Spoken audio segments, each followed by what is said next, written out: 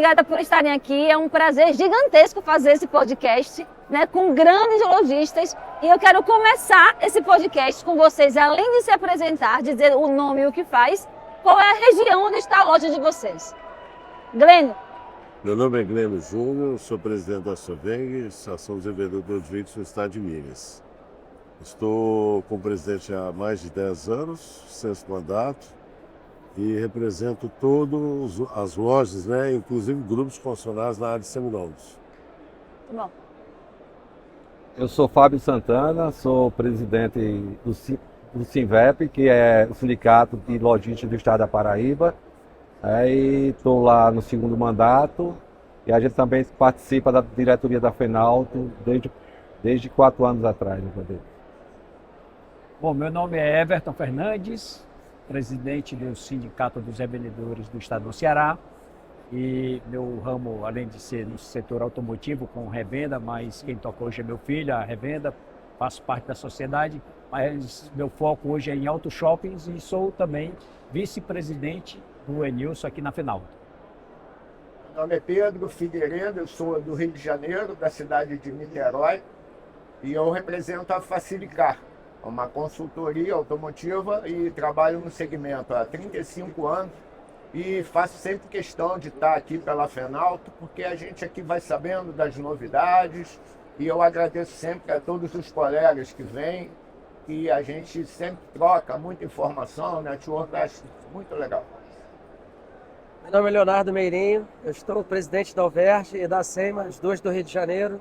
Também sou lojista, há 16 anos, eu tenho Auto Bar no meu nome. E estou presente aqui também, queria agradecer a todos aqui presentes. Renatinha, obrigado pelo convite. Eu que agradeço. Então aqui a gente tem representantes de Minas Gerais, Paraíba, Ceará e Rio de Janeiro. Ou seja, basicamente o Brasil todo está aqui. E eu queria explorar muitos assuntos com vocês. Eu não sei nem se 1 hora é o suficiente, mas eu vou respeitar porque tem voos, né, a tomar. Então a primeira coisa, gente, um pouquinho antes, mais ou menos a meia hora, a gente conversou sobre a Fenalto com o time da Fenalto. E a gente constatou que a Fenalto vem tomando uma roupagem muito diferente de 6, 7 anos para cá, até chegar aqui, que é o maior espaço que vocês já tiveram, 20 mil metros quadrados. A gente também percebeu que a Fenalto vem mudando e que o lojista vem mudando. Isso é uma realidade? O que é um lojista hoje? O que um lojista precisa fazer, mudar ou aprender para sair dessa metodologia do passado, de que eu sempre fiz assim há 30 anos e agora eu preciso fazer diferente? O que é que vocês mais perceberam que mudou neste mercado de seminovos no Brasil? Para mim, a grande mudança, né, no pós-pandemia, realmente mudou a forma de se vender carro. E a tecnologia veio para ficar, são mudanças que acontecem constantemente. O próprio lojista tem que ficar muito antenado para essas mudanças. E o digital, e agora com a IA, realmente vai ter uma grande mudança. E, na verdade, ninguém sabe até como vai ser as mudanças. Só sabemos que elas vão ser assim, uma velocidade cada vez maior. Então, o lojista tem que estar o tempo todo antenado para essas mudanças, para não ficar atrás. Pode falar? Por favor, aqui é para isso. Eu tenho acompanhado essa evolução do digital, e eu acho que a gente que é lojista antigo, que dependia muito do carro dentro da loja, o cliente hoje ele nos traz uma possibilidade que ela não existia há algum tempo atrás. Se o seu vendedor hoje foi bem treinado, às vezes você não tem o carro dentro da sua loja que o cliente está procurando, mas você tem a possibilidade de retornar para ele com esse carro. Há algum tempo atrás, a gente era muito refém do nosso estoque. Eu sempre dou um exemplo. O cliente chega lá, você tem um carro tal, branco. Aí você tinha preto, prata, amarelo, vermelho, mas não tinha o branco. O cara sai e ia para outra loja. Hoje, com o contato, ele às vezes vê o seu carro prata e diz para você assim, mas eu estou querendo o branco. E você, no digital, na conversa, você consegue dizer para ele que você consegue o branco. E com esse universo de plataformas que hoje a gente tem acesso, para poder comprar o carro com rapidez, com segurança, você às vezes consegue atender um cliente que o seu estoque não atende, mas a sua possibilidade de negociação consegue suprir. Eu acho isso muito interessante dentro do que você se propõe a fazer, que é a venda de carro seminovo. Ana Renata, eu certamente sou o mais antigo no mercado aqui, porque eu comecei em 1982. Jesus, é. E eu já sou uma segunda geração no mercado. Meu pai já vendia carro. Então eu cheguei a pegar, no meu primeiro emprego, que era uma concessionária, eu cheguei a pegar o Telex. Então ninguém aqui talvez tenha conhecido o que é o Telex. Então os pedidos que eram feitos à montadora, ao fabricante, na época, eram feitos por Telex, que era uma fita que saía assim, cheia de códigos lá, enfim, é coisa do passado. Depois veio a questão do fax, enfim. Outro dia, a gente estava num congresso em Santa Catarina e um colega nosso, já com algum tempo também de mercado, estava questionando, eu não estou vendo o crescimento que está sendo divulgado no mercado no meu ponto de venda, na minha loja. E eu disse, olha, a fonte de dados que nós temos é a mesma fonte de sempre. Então, não tem nenhum viés aí que possa estar distorcendo esses dados. Mas o que acontece de fato é, lojas pós-pandemia, os entrantes novos no mercado, eles têm feito um diferencial muito grande nos processos de vendas. Lojas onde os lojistas antigos já fizeram seus filhos como sucessores, eu vejo isso, meu filho já é um sucessor, né, já está na terceira geração, a forma que ele comercializa, a forma que ele se comunica com o público, totalmente diferente dos processos que a gente tinha. Então os lojistas antigos ainda sobrevivem muito por conta da carteira, da credibilidade que construíram no decorrer do tempo, mas o crescimento está nos entrantes. Então a gente vê as lojas entrantes com formato diferente e vendendo mais. Eu concordo muito com isso, gente. Eu até queria abrir aqui também para discutir esse ponto que é fundamental. Tem muito lojista resistente. Tem muito lojista que fala assim, eu faço isso há 30 anos, eu faço isso há 40 anos, e agora você quer que eu mude? Quero que você mude. Porque tudo isso aqui mudou, né? E o mundo mudou. E o teu comprador, que antes tinha 80 anos, hoje tem 20. E vai chegar em você de um jeito diferente. Vocês acreditam, vocês concordam que esse lojista, com esse pensamento antigo e que não passou de geração para uma outra geração, tende a morrer, a desaparecer? Eu acredito que sim. Inclusive, um dos pilares lá no Sinvep é trazer conteúdo para os lojistas. E a gente faz muitas palestras, treinamentos. E, como você falou, alguns lojistas dizem, cara, eu vendo carro há 30 anos. Não é um coach que está na internet que vai me ensinar. Cara, ele vai dar uns insights para você que você vai implementar na sua loja. E quem não virar a chave vai ficar para trás. E a tendência realmente é morrer, como você falou. Eu acho. Léo? Então, Renatinha, eu queria colocar aqui uma questão que é uma dificuldade muito grande que eu observo no mercado, né?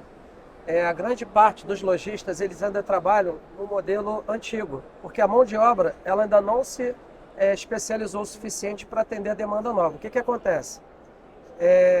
Os carros se vendiam por porta. Você tinha um bom ponto, você fazia anúncios nos jornais e os clientes, eles andavam pelas ruas pesquisando o preço.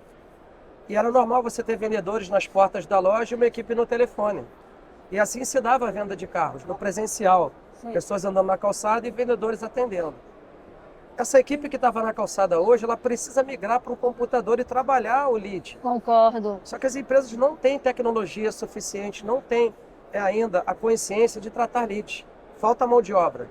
Eles às vezes gastam muito dinheiro comprando lead e não sabem tratá-los. Exatamente, Léo. Então assim, isso cria um gargalo gigantesco, porque tem empresas gastando mais do que elas gastam no espaço físico comprando lead. Quando o lead entra, ele não sabe o que fazer. Desperdiçado. É desperdiçado. Então assim, a gente tem um gargalo que é treinar a mão de obra para tirar essas pessoas antigas da calçada e botar eles no computador trabalhando o lead, tratando o lead para converter em venda. Valorizando esse lead. Né? Eu sempre digo, o brasileiro ele não aprendeu a tratar lead, gente. O lead ele tem que chegar assim, olá, tudo bem, eu gostei do seu carro, eu tenho 1,80 m, olho azul, cabelo preto. Se você não descrever tudo, quem está recebendo isso que o Léo falou, acha que é desqualificado. Não é o tal do lead quente. E se uma pessoa parou, tá frente do computador de um celular e te mandou um oi, quem vai converter é você, Mas as empresas que estão com baias de vendedores, esperando o lead chegar e fazendo contato na mesma hora, assim como o Everton falou, elas vendem. Estão vendendo em grandes quantidades. Por quê? tem equipes prontas para atender o lead assim que ele chega. E as lojas que ainda não se atualizaram, não se modernizaram, como todos eles falaram aqui, eles acham que o lead é frio. Na verdade, já Isso. vendeu. Alguém já vendeu. Isso. Então, assim, esse movimento, ele acelerou nos mais jovens, como eles colocaram aqui. Os antigos estão vindo para cá correr atrás. Eu acho que cabe às associações qualificar os mais antigos para eles não saírem do mercado dessa forma, porque pós-pandemia, como foi dito aqui, acelerou muito essa mudança. Eu tenho uma concepção assim. Nós temos um universo muito grande no Brasil de venda de carro. E esse tamanho, ele dificulta um pouco o acesso a essas informações, a essas mudanças. Eu até concordo com você, eu acho que o lojista antigo, ele vai tender a fechar. Só que existe ainda no Brasil muito município pequeno que tem 1, 2 lojas de carro e a população só compra ali. E esse cara, ele não vai estar aberto à novidade. Ele vai continuar vendendo para o seu João da Quitanda. Agora, nós que estamos nos maiores centros, a gente vai ter que mudar mais rápido. E uma coisa que eu acho muito importante é que essas empresas que existem, como vocês, como as outras, até as anunciadoras que a gente contrata, comecem a trabalhar realmente o que eu ouvi ali ainda agora, que não existe mais a figura lead. A gente tem que acabar um pouco com essa palavra lead quando a gente se refere a comprador. O lead, ele seria um lead se o cara dissesse assim, aí vende bola de futebol, aí vende barraca de praia, aí seria um lead. Mas o cara que manda uma mensagem para uma loja de carro perguntando alguma coisa, a gente tem que descaracterizar essa pessoa como um lead. Eu acho que na hora que você bota um lead, você tira a humanização da palavra, você tira a humanização da figura e ele deixa de ser um comprador. O vendedor, ele tem mais dificuldade de entender isso do que até o próprio dono da loja. O dono da loja, ele sabe. Mas hoje se diminui muito a importância da palavra lead. Eu acho que a gente tem que trabalhar para acabar com o lead e dizer assim, hoje eu recebi 10 potenciais compradores. Eu recebi 10 leads. Eu recebi 10 consultas de compra. Isso. Que é o que o cara é. O cara Perfeitamente. Concordo absolutamente, Pedro. Ó, pessoal, eu estava uma vez no Congresso Final, eu acho que foi no último Salão do Automóvel, a gente se deslocou do Congresso para o Salão. E eu fui batendo papo com um lojista de Porto Alegre. Ele tem 3 lojas lá e ele me confidenciou o seguinte. Eu acho que na época do Facebook, ele colocou uma vendedora que era vendedora de sapatos. No primeiro mês, ela vendeu mais, ela foi a melhor vendedora, dobrando o segundo colocado. Nunca tinha vendido carro. E ele começou a observá-la. E ela ia para o Facebook, tirava foto dos carros e jogava nas redes sociais dela. Quando chegava um cliente na porta, o cara aproximava, que é aquele abre a porta da esperança, aí não, eu estou procurando fulana. E assim, naquela época ela já vendia pelo Facebook. Então ela já virou o jogo daquela loja com redes sociais. E hoje quem não tiver aí dentro, né, esperando esses potenciais compradores, vai ficar fora do jogo. Né? Tem que trabalhar isso. Olha, minha opinião é o seguinte. Pós-pandemia para cá, como diz, eu brinco, falo, muita gente concorda, pareceu muito curandeiro, muito querendo idealizar alguma coisa, criar curso disso, daquele. Muitos desses cursos, a grande maioria, para mim, são bem fracos. Eu acho que sim, o dono da loja, ele tem muita culpa nisso, né? De não treinar bem a sua equipe. A grande maioria dos vendedores hoje no mercado são pessoas realmente muito pouco qualificadas. E o lojista tem que primeiro mudar a mentalidade do dono da loja. A partir do momento que ele vê a importância de uma boa qualificação, aí sim ele muda toda a história daquela loja, com venda, seja de lead, qualquer coisa. E realmente o vendedor, de uma forma geral, ele realmente não sabe tratar o lead. Né? É o que eu falo assim, do recebimento até a finalização. Então falta realmente uma qualificação maior e o querer também, e você querer mudar. Porque não adianta você só assistir um curso, treinar e você realmente não querer mudar. É isso. Vamos falar sobre isso, gente? A gente que trabalha muito com banco, né, e a gente atende toda essa indústria financeira que aqui está, a gente conversa muito com a área de crédito sobre, de fato, esses 3 grandes pilares que suportam uma operação de crédito, de financiamento, né? Que é o tomador, o comprador de vocês, que é a garantia, que é o carro de vocês, e que é a loja, que é vocês, né? Então, e cada vez mais a loja, o ponto de venda, tem se tornado um elemento mais importante. Porque se o ponto de venda, ele qualifica um vendedor, ele tem a preocupação em ter um estoque bem cuidado e ele tende a ter compradores qualificados. Ou seja, o tripé é muito mais sustentável só pela qualidade da loja. Eu conheço lojistas aqui em São Paulo que, mesmo um banco aprovando um financiamento, ele se recusa a vender o financiamento porque ele sabe o histórico deste cliente que já foi dele no passado, né? Então, cada vez mais vocês, lojistas, são mais instrumentos de aprovação ou de recusa pela qualidade que vocês são, né? Então, treinar um vendedor, eu concordo com todos vocês, está cada vez mais difícil encontrar mão de obra qualificada. E hoje o vendedor sai de uma loja sua para ir para outra ou para ir para o outro negócio por 2 bananas, né? 2 bananas a mais ele muda. E vocês ficam sempre enxugando um gelo de um treinamento. Mas o treinamento é importante. O que é treinar um lojista? O que é um lojista, treinar um vendedor? O que vocês falam para ele para dizer assim, o que separa um bom vendedor de um mau vendedor é isso? Bom, eu tenho um conceito antigo que eu acho assim, não existe nenhuma criança no mundo que você diga assim, o que você quer ser quando crescer? E a criança diga que quer ser um vendedor. A maioria quer ser alguma outra coisa, a não ser alguém que o pai venha desse segmento de venda e ele foi criado e aí vai ser um empresário. Isso mesmo, concordo. Mas não existe isso. O meu sonho é ser um vendedor. O que me leva a convencer o meu vendedor, seja ele um sonhador de ser veterinário, de ser médico, é o que está pagando o boleto dele. E eu acho que na hora que a gente chega para o nosso funcionário, que a gente sabe que o sonho dele não é ser vendedor, e convence ele que ele é que ajuda a gente a pagar os nossos boletos, e a nossa função, como ele vendendo para nós, é que paga os boletos dele, ele vira um pouco mais ativo, porque não é o sonho dele. Ele está ali vendendo o nosso carro, mas ele quer ser veterinário, ele quer ser médico, e isso atrapalha, porque não é o sonho, mas você tem que trazer ele para a realidade. Então eu acho que muito mais que treinar, é o que ele falou, não adianta você investir no treinamento se o cara não entende aquilo como necessário, como profissão e como necessário, nem que seja naquele momento.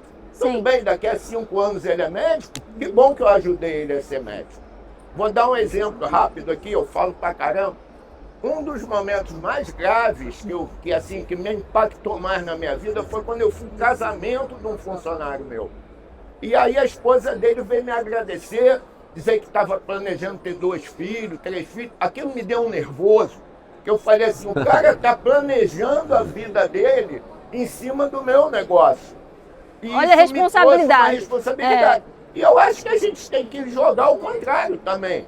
Dizer assim, amigo, você está aqui hoje, tudo bem, você não é vendedor, ninguém quer ser vendedor, mas você hoje está me ajudando a empregar um monte de gente, a ter um monte de gente. Muito bem, Pedro, é isso mesmo. Eu acho que o treinamento tem que vir com a conscientização da responsabilidade do que ele está fazendo naquele momento. Eu gostaria de fazer um comentário em cima do que o Pedro falou, que ele falou certíssimo, coberto de razão, Pedro, porque a gente está focando na questão do treinamento, mas eu acho que a gente tem que focar na questão da formação profissional, formar profissionais, né? Então, está na nossa pauta da nova gestão, que a gente está com os diretores, inclusive da FENAL, estou eleita agora para o quadriênio 2026 a 2029, e a gente está no nosso radar exatamente a questão de formar o profissional, desde a questão de você saber avaliar um veículo, identificar um veículo, quais são os defeitos que aquele veículo possa ter,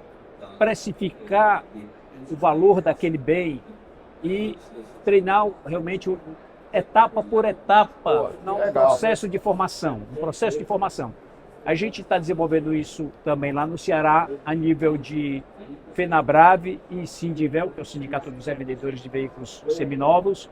A gente está identificando onde é que a gente pode estar capacitando esse pessoal e vamos ter formação de 6 meses e até de 2 anos, tá? Porque quando a gente treina para vender, o cara está focado só naquele momento de motivar, mas não numa questão de formação profissional. Então, vai ter inclusive diplomas, né, de formação. Muito bom, A gente está em parceria com o SENAC lá do Ceará para formar isso aí. O Fábio também já está desenvolvendo isso lá na Paraíba. E a gente quer estar trazendo essa proposta para todas as demais associações do país, não para treinar, mas para formar. Isso, profissionalizar, mesmo que depois ele vire um veterinário. Mas ali ele tem uma profissão que é de vendedor, né? Viu, Ana? Essa história de como entender que o vendedor é bom para a loja, saindo da questão de treinamento, eu acho que é um papel da associação, do sindicato, dos seus estados, é levar a questão das boas práticas para o lojista. Sim. Porque aí ele replica para a equipe. Porque não adianta o cara ser um craque em vendas, mas não ter ética. Eu acho que passa por aí. E isso mudou muito no nosso mercado por conta de conteúdo, de levar conhecimento para os lojistas. Então acho que o passo importante que a FENALT fez das associações foi botar na cabeça do lojista que tem que formalizar o seu negócio, tem que trabalhar com ética, porque aí vira o jogo. E realmente isso vem acontecendo com a força do associativismo. Então, eu percebo que essa questão toda que está sendo falada com relação ao profissional, ela é muito pertinente.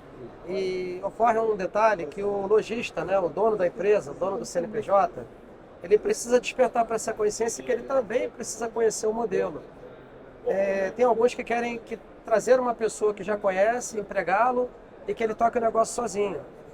Eu acho que o empresário hoje ele precisa estar buscando as informações necessárias para saber montar seu time. Sim. É difícil você, vou buscar uma pessoa que vai me salvar aqui, né? Que ele já conhece tudo, eu vou botar ele lá dentro da empresa para resolver meus problemas.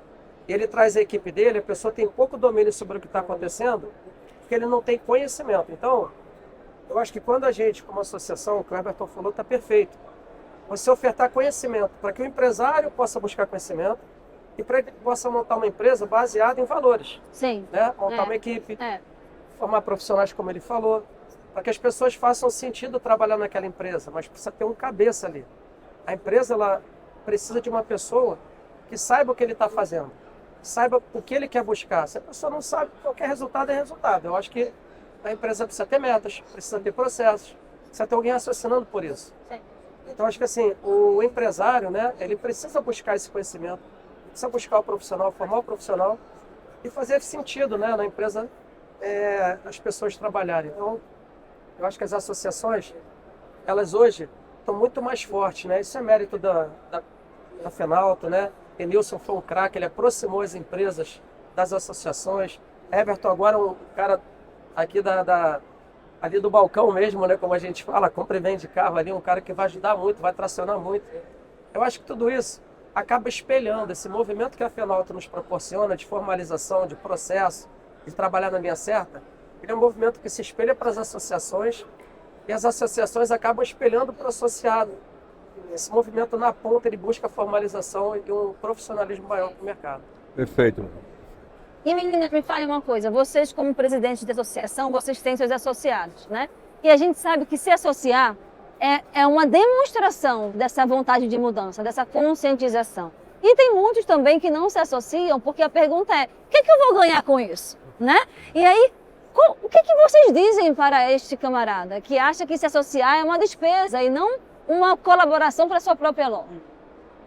Bom, se me permitem, eu vou falar um pouco que a gente procura deixar um pouco de lado, nessa primeira abordagem, a questão dos benefícios, mas de representatividade, porque o associado ele tem que entender que ele, sendo associado, ele vai ter voz, ele vai ter representatividade dos entes públicos, principalmente, porque se ele não tiver representatividade, alguém vai tomar alguma decisão por ele e ele vai ser impactado por decisões, né, dos entes públicos e vai impactar no negócio dele. Então a gente procura primeiramente mostrar dessa importância. É lógico que quando ele está associado, ele tem uma série de benefícios, de bônus em função do associativismo, como compra de produtos e serviços com descontos.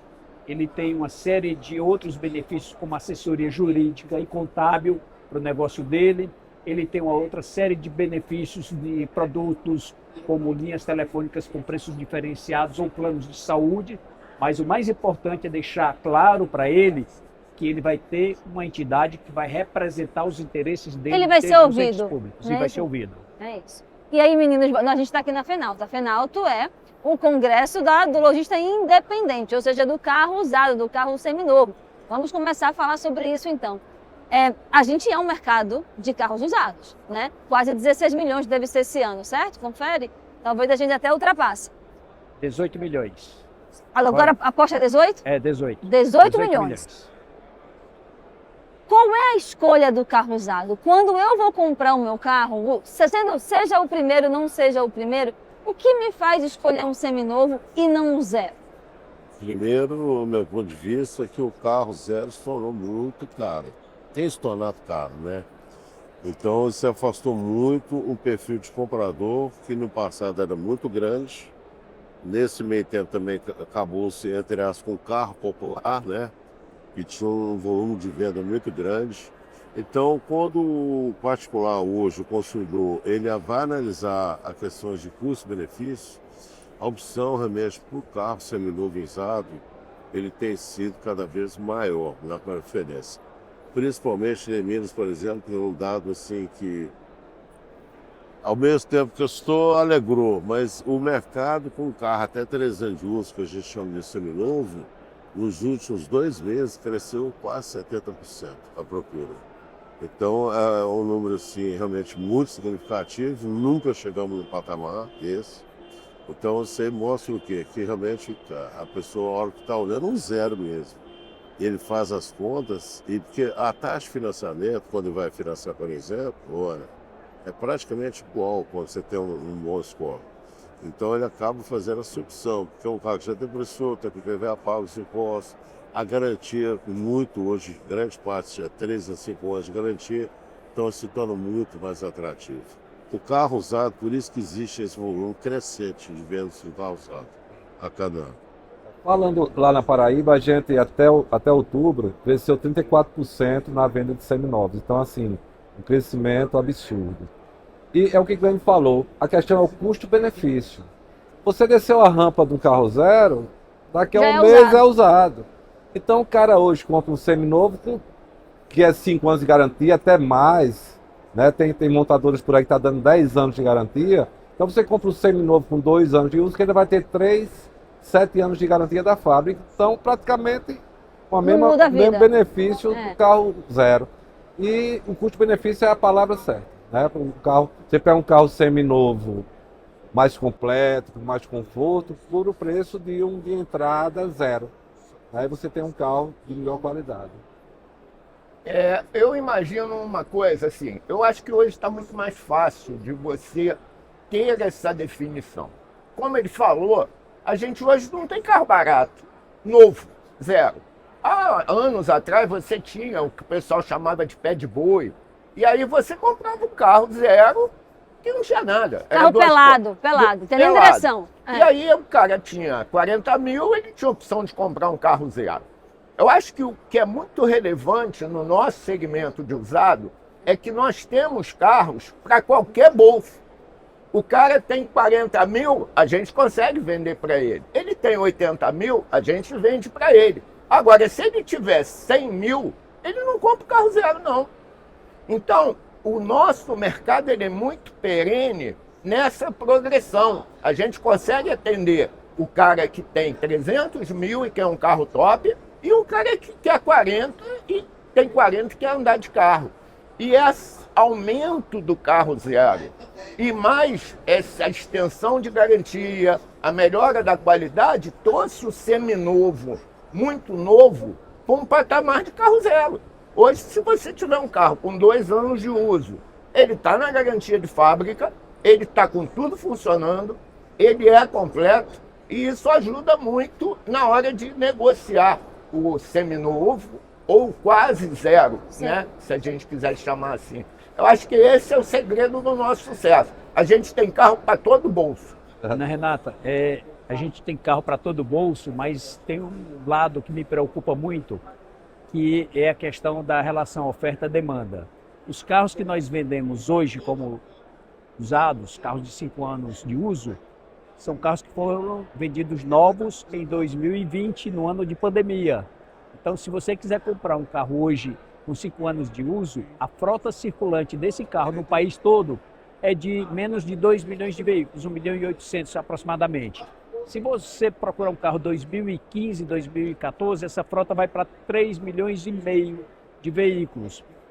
A gente tem que torcer muito para que os carros novos também sejam comercializados, encontrar alguma saída, porque esse carro novo que é comercializado hoje é o carro usado que a gente vai vender no futuro Vira produto, como tá, seminovo, vai virar o nosso produto. Verdade. A gente não tem como chegar numa fábrica e solicitar carro zero. X mil unidades de carros usados. Não tem. Não, A gente vai- me dá um carro zero usado? Isso não existe. Não tem. Na China está tendo, tá? Na China estão emplacando carro novo para dizer que estão Desovar. vendendo para desovar. É.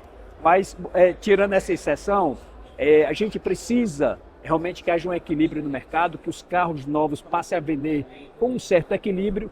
Essa gangorra do mercado tem incentivo para o carro vender o carro novo, aí o carro novo dispara. Tira o incentivo, o carro novo cai lá para baixo. Isso aí não é bom para o mercado. Não Na é verdade, mesmo. é bom que a gente tenha um equilíbrio, É. que os carros novos sejam vendidos, que a gente também tenha a nossa fatia no mercado. A relação geralmente é de 1 para 4, 5 na média histórica, mas esse ano de 2025 a gente vai fechar de 1 para quase 7 carros. É muita um coisa, novo né? para cada, Pra cada 7 carros usados. usados. É muito, É. desigual. É. E a gente vai sofrer esse impacto lá na frente, daqui a 2, 3 anos, que a gente precisar comprar carros no mercado, a gente vai ter dificuldade. E a gente vai ter que acabar pagando um pouco mais caro. É verdade. Então é uma relação que é complexa. Hoje está muito favorável, de fato, para o carro novo. O consumidor, dentro da teoria econômica, eu vou puxar um pouquinho para a teoria econômica, ele considera no pressuposto de que ele é um ser racional e, baseado na racionalidade, ele vai buscar aquele produto que trouxer melhor utilidade ou maior satisfação. E hoje, o carro seminovo traz mais utilidade e mais satisfação quando ele vai considerar a questão realmente de depreciação, de investimento, embora que aqueles mais conservadores que querem um carro com garantia ainda compram um carro novo, mas a relação está desigual. Perdão, Cleide. Não, o Everton é uma observação extremamente importante do Everton, é realmente isso aí.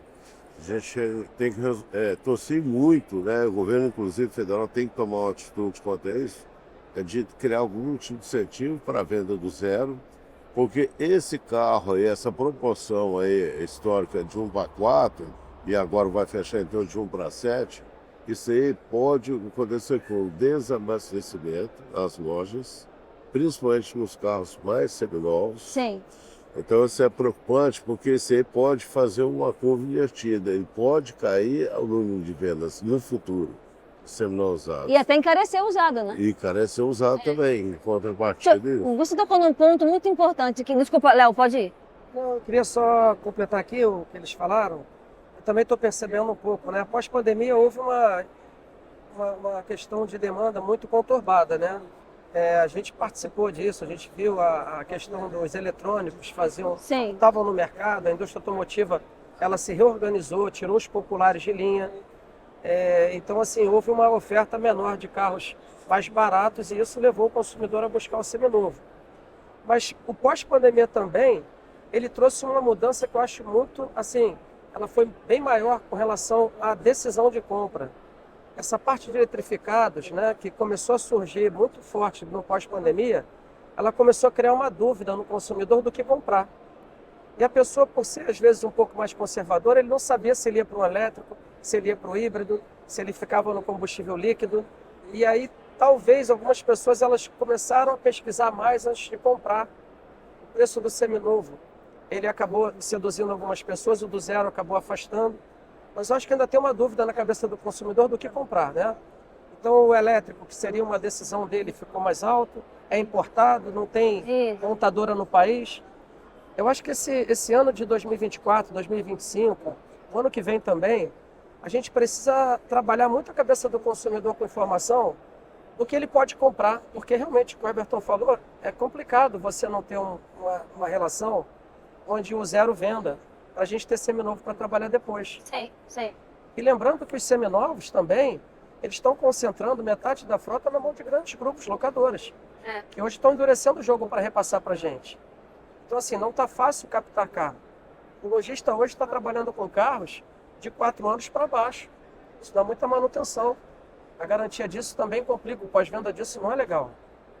Então, assim, a gente precisa que o concessionário, não só a locadora, ele venda bem. Porque quando a gente fala que está vendendo carro novo, a gente não pode esquecer que metade está indo para mão de grandes frotistas. Sim.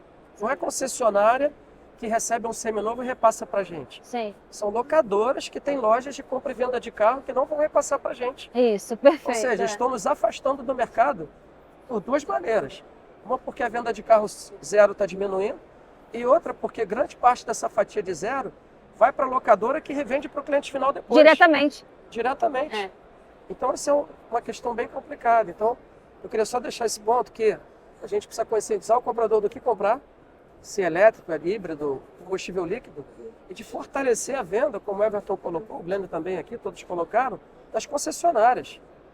Porque a locadora ela não distribui mais carro para o lojista. Eles só repassam os carros que não interessam para as lojas dele. Que também não interessa a vocês. Também não interessa para a gente. Uma ressalva extremamente importante, que é uma competição muito desleal, que a locadora não paga o ICMS e paga 1% de PVA. Então, só por esse fato também já é uma concorrência muito desleal a nós lojistas também. Eu posso dizer que essa conta do Everton ali de 1 para 7, se a gente for comparar do que vem para a nossa mão, que não fica na locadora, essa conta seria bem maior. Eu estou fazendo a conta redondando de 1 para 7, vai dar 1 para 6, alguma fração, tá, Léo? Mas é por aí. Metade quase 7. desses carros, de 1 para 7, metade ficou na locadora. A outra metade foi para a concessionária. Vem para vocês. E aí, tem vários assuntos que eu quero tocar, gente, eu estou até meio tonta, mas eu vou voltar para depois eu vou pegar o elétrico, que é um ponto muito importante, né, que é a segunda venda do elétrico. Mas antes disso, o Everton tocou num assunto que é o fato das montadoras estarem cada vez mais, este ano foi uma coisa até exagerada, colocando bônus de incentivo de venda do zero muito fortemente. Porque quando um carro zero ele cai em 40 mil, em 70 mil, em 20 mil, a consequência disso imediata, porque a gente que precifica o mercado todo sabe disso, é impactar a venda do seminovo. Sim. Então, se eu tenho um carro que era 200 mil e agora ele está por 150, aquele seminovo que poderia ser 180 vai estar 100. Né? E aí sim vem aquela dúvida, se eu tenho 150, eu não vou mais comprar um seminovo, eu vou comprar um zero. Porque o bônus me ajudou para isso. Vocês percebem isso na conversa com o consumidor de vocês? Eu tenho 100 mil, mas aquele carro que estava 120 está 100. Por que eu vou comprar? E aí ele prefere ir para um novo pelado, como a gente falou aqui, a um seminovo mais completo? Isso existe? Sim, é possível. Nós já tivemos isso no passado, Ana Renata, quando a redução é uma redução drástica, mas eu ia falar assim, não drástica, eu ia falar gradual, conta-gotas, por conta de mercado e de acomodação de preços, é mais fácil da gente tratar. E é fácil, mas realizando prejuízos. Sim. Quando a gente está com o carro do estoque, é melhor um carro que eu paguei 100 mil reais para pôr no meu estoque, é melhor vender ele por 98 se eu fosse pôr o mesmo carro por 90. Né? Então eu tenho que realizar um prejuízo, mas repor o estoque dentro de uma nova realidade. Isso já aconteceu no passado. E quando o mercado vem, o que o Glênio falou, se houver uma redução, acomodação de preços para baixo, é bom para o mercado como um todo. Porque é algo permanente, não é aquele que foi algo por políticas governamentais de reduz o IPI momentâneo. E depois que o IPI voltar, o preço subiu de novo, que a gente vê, inclusive na concessionária, um boom na busca de veículos, mas logo depois que sobe o preço, aí as vendas caem, vão lá para baixo de carros novos. Natural, é um comportamento natural do mercado. Certo. Então, o que você fez foi antecipar compras e não um planejamento de realmente de aumentar o seu volume de vendas no decorrer do tempo, né? Você antecipou uma compra. Eu ia comprar carro daqui a 2, 3 meses. Comprei hoje. Comprei hoje porque valeu a pena. Certo, Tá? Então, certo. tem esse comportamento e o mercado reage dessa forma. Ô, Ana, essa história que você falou do bônus, não é nem a questão de governo, é a questão do bônus da própria montadora. Isso. É muito momentâneo. Já aconteceu o caso lá na loja, que a gente tinha um carro X e a montadora deu um desconto bacana e o nosso carro ficou quase o preço do carro zero. Sim. Mas é muito momentâneo. A gente percebe que depois de um mês, a gente não vendeu aquele carro, mas ele segurou o preço e vendeu depois que acabou lá rapidamente. Tá? Entendi, E aí entendi. eu também percebo, isso aí eu acho que você... Eu vou inverter, vou perguntar para você, que você é muito antenada, começou a invasão dos carros chineses. Eu acho que as montadoras daqui do Brasil vão ter que se adaptar a preços melhores. E aí eu acho que vai nivelar por baixo preço, como o Glenn falou, porque realmente o nosso carro é muito caro. Né? E a gente já percebe essa invasão. E você que vive antenada, o que é que você acha disso? Veja, eu não acho que vai existir uma redução de preço. Eu prefiro usar a palavra reacomodação de preço, ou os carros serão reposicionados. Então, sim, os preços já vêm sendo reposicionados, tá? Se você pegar várias montadoras tradicionais japonesas, elas já vêm posicionando, inclusive não japonesas também, europeias, já vêm reposicionando o preço desse carro novo para se acomodar a essa nova realidade, né?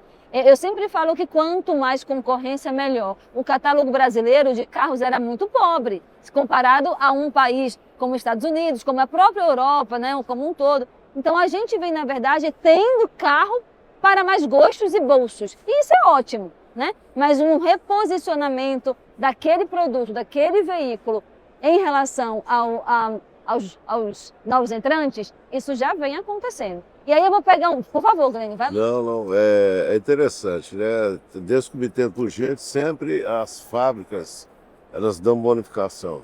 Eu até uma vez conversando com o Márcio Leite, da vice-presidência da Stellantis, ele falou o seguinte: quando você tem um estoque muito concentrado, você precisa dar uma vazão naquilo. Então existe, eu imagino também que a Majuca é muito boa, porque além do bônus que ele te dá, um desconto no carro zero, com taxas muitas vezes subsidiadas, ele também tem um crédito para o carro usado. Isso. Então essa troca se torna Isso. muito atrativa. Exatamente. E o particular, ele é uma questão até, eu acho que é mais até psicológica, ele gosta que o carro dele seja muito bem pago. Então ele acaba realizando a compra do carro zero.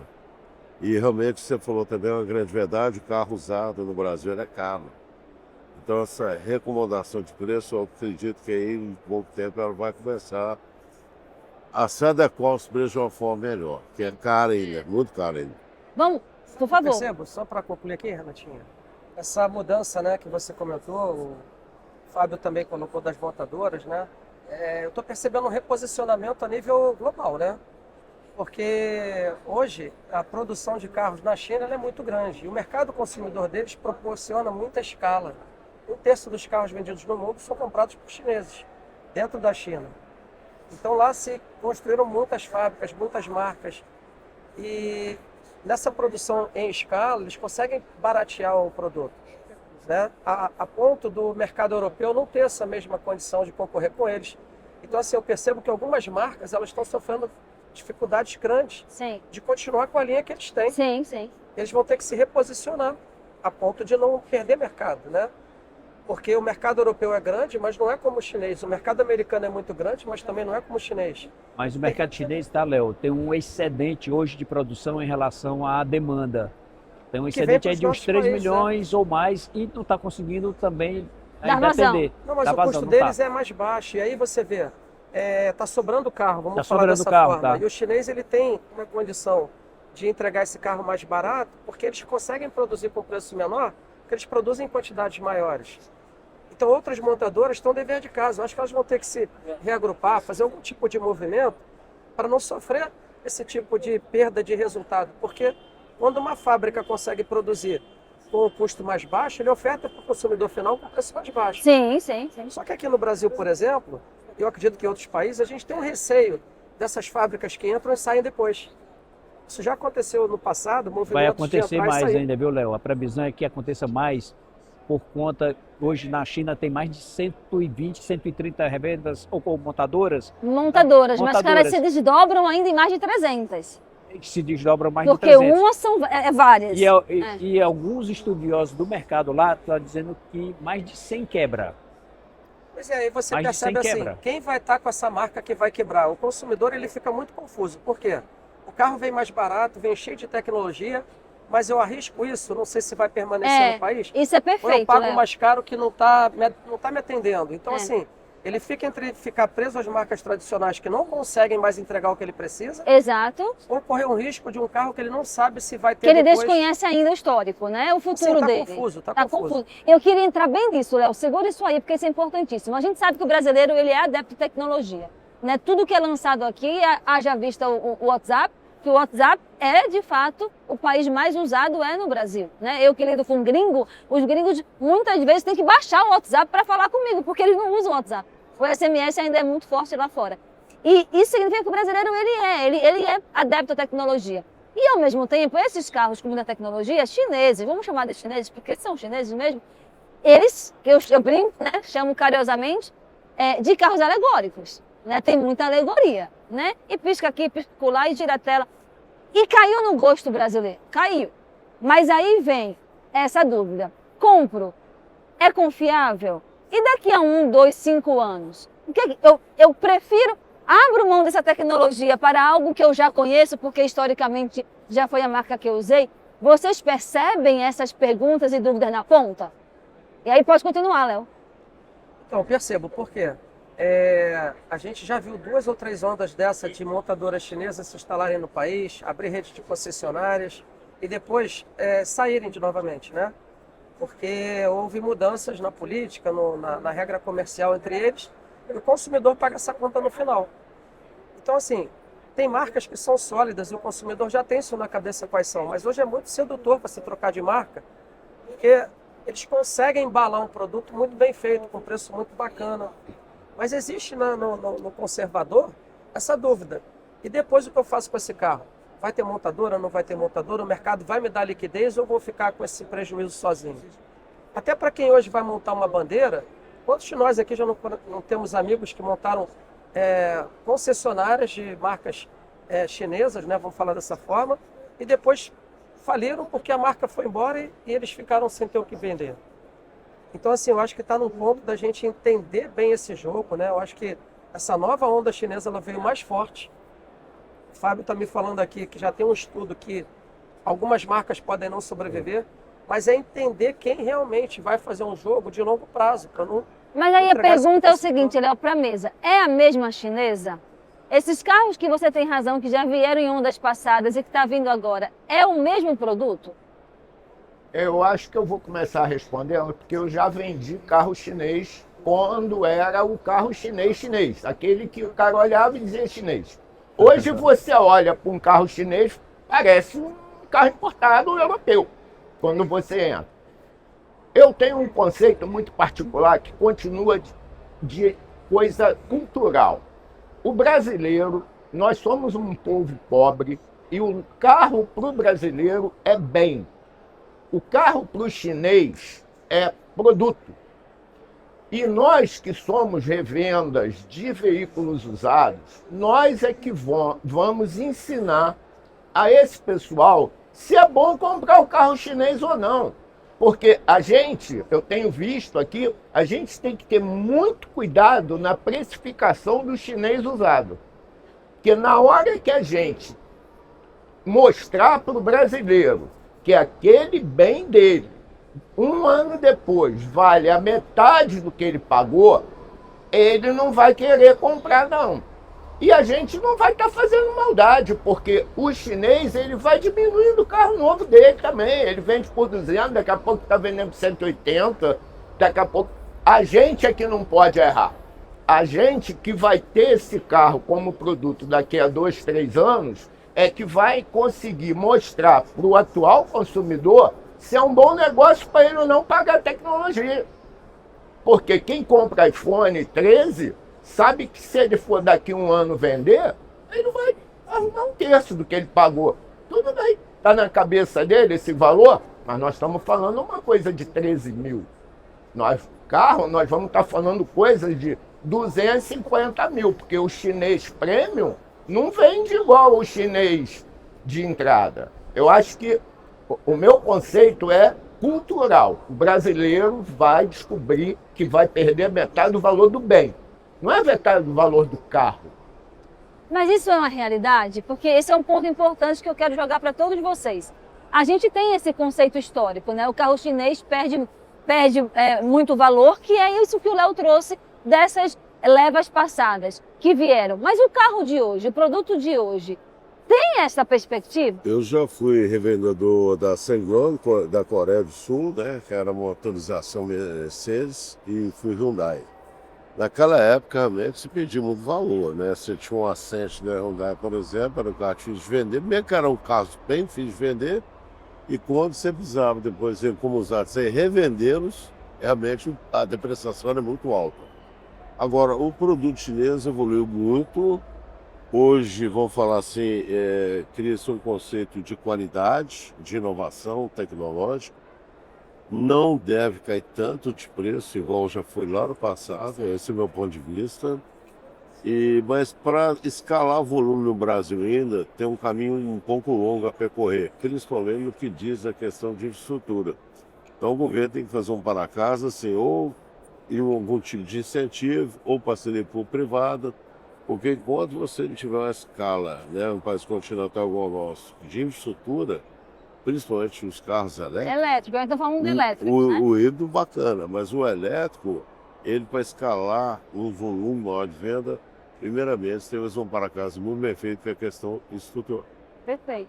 Eu tive a oportunidade de estar na primeira conferência Nautilus, que foi em Vinhedo, e teve uma palestra com o diretor da BYD, né?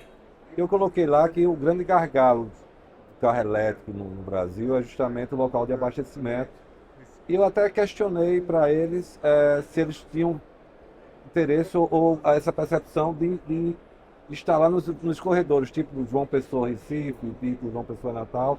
Eles disseram não, a gente entende que o carro elétrico é um carro urbano, que é um carro para viajar ou híbrido ou tenha dois, é o elétrico e o a combustão. E ele foi muito sincero.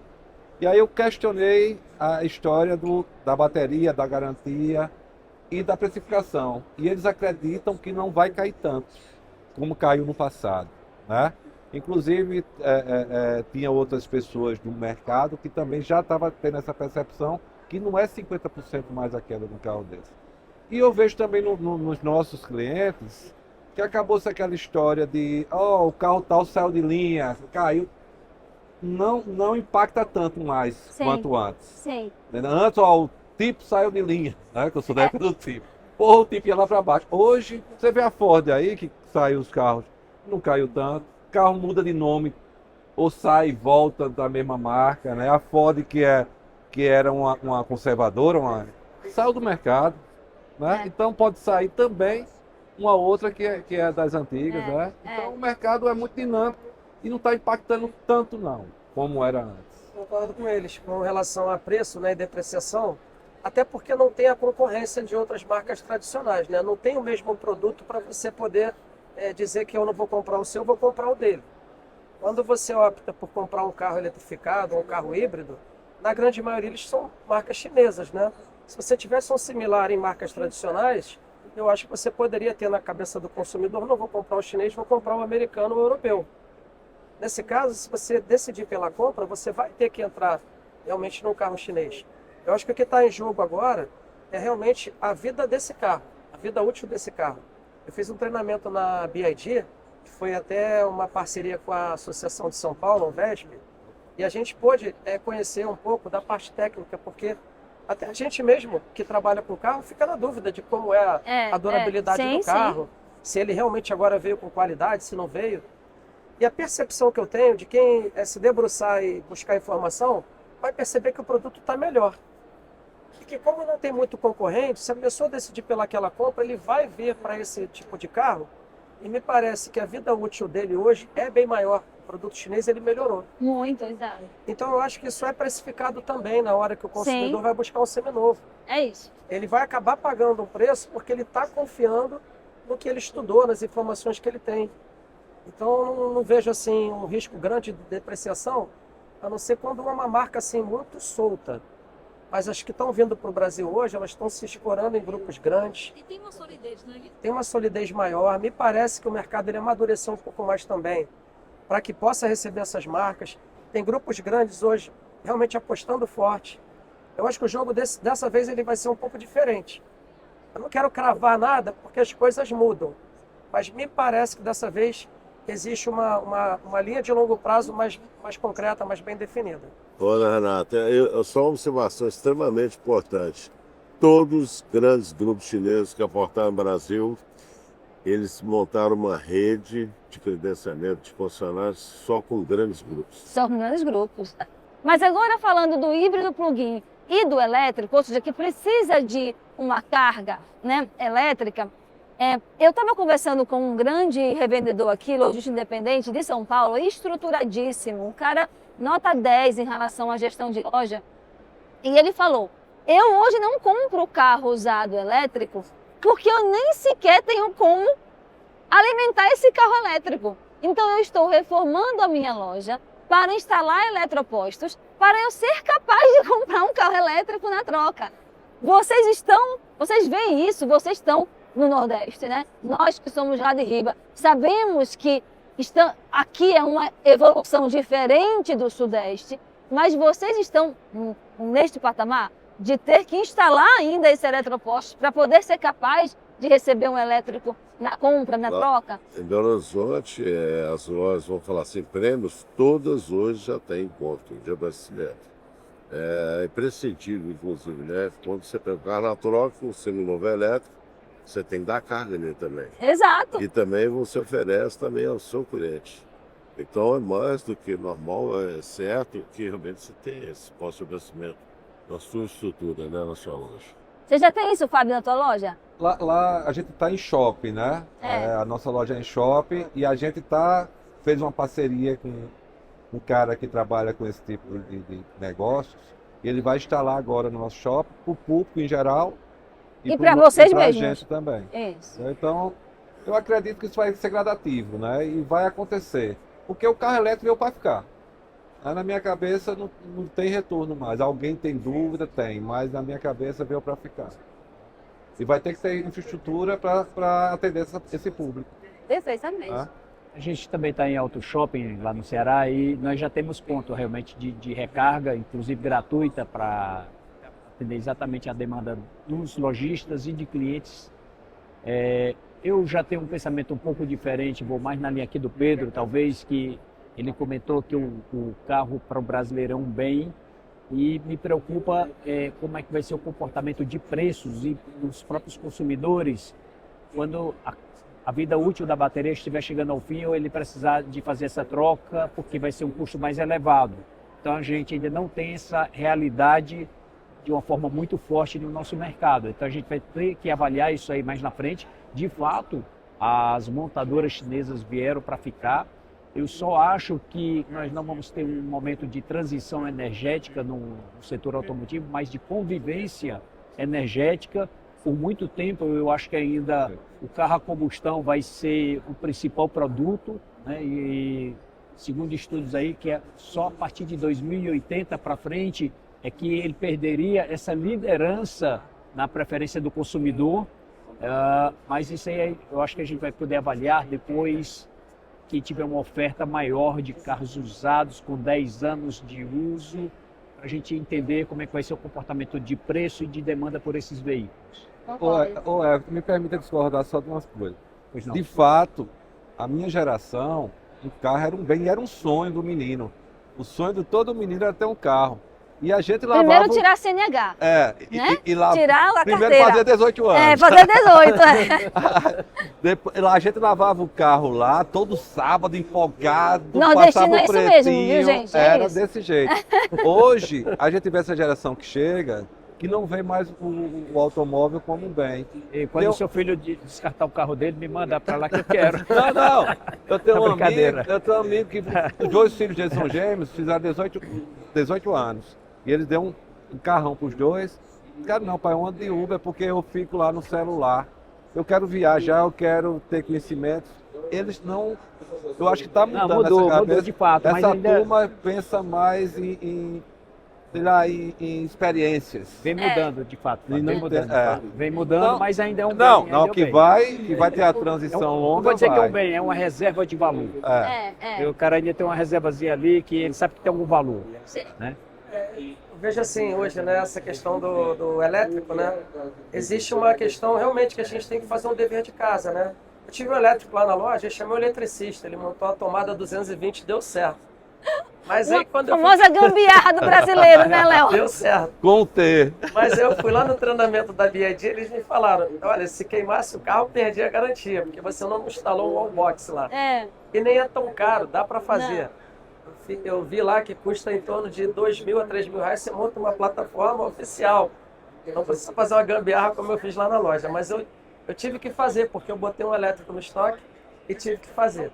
Mas assim, o tempo de carga, eu acho que ele ainda está longo, né? Porque se você tiver uma frota grande de elétricos precisando abastecer, vai ter muito carro enguiçando, porque demora para você dar uma carga num carro completo. 4 horas, 6 horas, e agora estão vindo Mas esses demorava, agora está vendo uns mais rápidos. estão vindo os mais rápidos. Mas assim, eu percebo que essa questão do carro elétrico, realmente ele é mais restrito, como foi falado aqui, a centros urbanos. Por quê? Eles também não têm autonomias grandes. O Brasil é um país continental, né? É. Então assim, não dá para você fazer uma viagem longa com um carro elétrico. Você não tem onde abastecer. Então ele fica muito restrito ainda aos meios urbanos. Eu acho que o híbrido ele vai fazer uma transição. Acho que o Everton ele acertou no ponto onde assim, para você ter um elétrico realmente entrando no mercado forte, ele teria que ter autonomia. Então, acho que o híbrido faz essa transição e ela deve ser longa.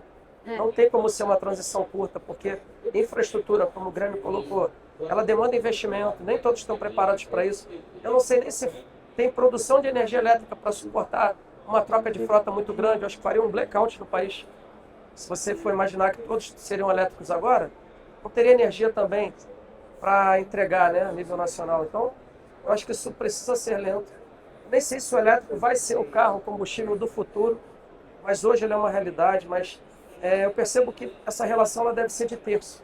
Sim. Terço elétrico, terço híbrido, terço combustível líquido, porque eu acho que nos interiores, que consomem muitos carros, eles não vão abrir mão do combustível líquido, do carro a diesel. Tem muito disso ainda, né? Eu achei que o diesel fosse acabar. Eu achei. E hoje eu vejo que não. Ele só ali equilibrou o preço. E ajustou o Tá no mercado. volume de carro a diesel, né? Voltou. Então, assim, realmente cravar o que vai acontecer no futuro, eu acho que é uma divisão. Vai ter público para o elétrico, público para o híbrido, público para o combustível líquido. E eu acho que essa relação ela vai se normalizar a longo prazo. Não é uma coisa imediata, não. Voltando na sua pergunta inicial, que foi quem quer trabalhar com elétrico, se vai ter que se preparar, é uma necessidade. Isso não é mais uma opção. A opção vai estar, eu vou trabalhar com VU elétrico ou não. Se você optar, você vai ter que ter a área de carregamento. É o que ele falou, você não vai poder ter um carro dentro da sua loja com a bateria zerada. Sem carregar. Então, não é. A opção que, por enquanto, ainda vai ter é assim, eu não vou trabalhar com carro elétrico. Tem um cliente meu que está me oferecendo, eu posso ligar para ele. Você trabalha? Trabalho, eu passo o carro para ele. Mas se você optar, você vai ter que ter o espaço do elétrico. Agora, eu só queria fazer uma consideração sobre os chineses. E uma coisa que me chamou a atenção aqui, eu vi aqui, se eu não estou enganado, o presidente da FenaBrave fazendo uma palestra. Que é uma coisa que não é muito comum. A FenaBrave respeitar o tamanho da Fenal. O que eu queria perguntar para ele? Mediante o fato que existem montadoras chinesas trazendo para o Brasil carro a combustão, porque a gente fica achando que o chinês só produz carro elétrico. Não. Na hora que eles virem o tamanho do nosso mercado, eles vão trazer carro diesel, eles vão trazer carro... Já estão trazendo. E vão trazer carro a combustão. A combustão. Aí o que eu ia perguntar? Já existe algum trabalho da FenaBrave com a Fenalto que se pudesse, de alguma forma, organizar? Porque tem as associações dos carros importados. Só que na hora que eles importam um carro diesel, eles afetam a FenaBrave. Na hora que eles importam um carro a combustão, eles afetam a FenaBrave. Essa vinda do presidente da FenaBrave aqui já dá alguma indicação de que temos um futuro juntos? A pergunta é para mim. É para você. O novo presidente da FENALTO, para quem mais? Bom, Ué, não, nós temos um diálogo próximo, tanto do Enilson, como presidente da FENALTO atual, com o Arcélio Júnior, presidente da FenaBrave, muito próximo, muito forte, assim como eu sou vice-presidente atualmente do Enilson na FENALTO, e o presidente da FenaBrave no Ceará é vice-presidente do Arcélio Júnior a nível nacional também. O Ceará está Então, dominando, hein, gente? Tô A ficando com gente, ciúme. nós estamos lá com uma aproximação muito forte, assim como a FENALTO já tem um diálogo próximo com a FenaBrave, e a gente vai estar avançando mais agora no próximo quadriênio, exatamente dando continuidade ao trabalho que o Enilson já vem fazendo a nível nacional. tá. Desculpa, eu sei que eu vim aqui Não, para Pedrão, responder. isso aqui é um bate-papo. Eu sei que Isso eu aqui vim é pra aqui isso para mesmo. responder, mas eu não resisti a Mas Não, isso perguntar. aqui- o atual presidente Mas do essa Simpodib observação FenaBrave foi é muito muito inteligente. aberto e tem essa visão realmente de um sistema em cadeia. O nosso mercado é em cadeia e as engrenagens dessa cadeia precisam estar bem realmente lubrificadas, e esse é o diálogo. O lubrificante é o diálogo. É Opa, o diálogo. valeu. Chegamos ao fim? Chegamos. Não sei, você que Respeitando sabe. aqui o tempo, Você que sabe. né? Nosso amigo tem um voo, precisamos respeitar o tempo. Meninos, agradeço imensamente. Eu vou falar para vocês o que eu falei aqui para o Eugênio e para o Mussa, antes de vocês, que de fato a FENALTO está tomando uma roupagem cada vez mais sofisticada, né? E essa sofisticação mostra que o lojista está aberto a esta mudança. Ainda acho que a gente deveria ter muito mais lojista aqui, ainda mais tendo em vista que a entrada é gratuita. E por que é gratuita? Para caber no bolso de todo mundo, para que todo mundo se sinta convidado e queira participar, né? Então, eu gostaria de deixar aqui esse espaço para ver se vocês querem deixar mais alguma mensagem, de lojista para lojista, o que é que vocês gostariam de dizer para aqueles que não estão aqui. Eu falo que todo lojista deve vir pelo menos uma vez na vida na FENALTO, né? Porque aqui realmente onde que você faz verdadeiras conexões, o network é riquíssimo, riquíssimo. Aqui você vê lançamentos, tendências, os principais players do mercado nacional estão sempre presentes aqui todos os anos na FENALTO. E eu acho isso super importante. E também a questão do associativismo, né? Ninguém faz nada sozinho. Os outros a gente consegue ser bem mais forte Muito bem. e muito grande. É só complementando que o Glênio falou tudo aí, além disso, o lojista que vem para cá vê produtos. Que, como diz o outro, padaria não vende só pão, até vende pão. Então a loja tem produtos aqui que pode oferecer lá no mercado. E só vindo no Congresso FENALTO que vai ter essa percepção. Então a gente sempre convida, quem vem para cá de fato e implementa, vira a chave, né? Lá na É isso. loja. Concordo, viu, Fábio?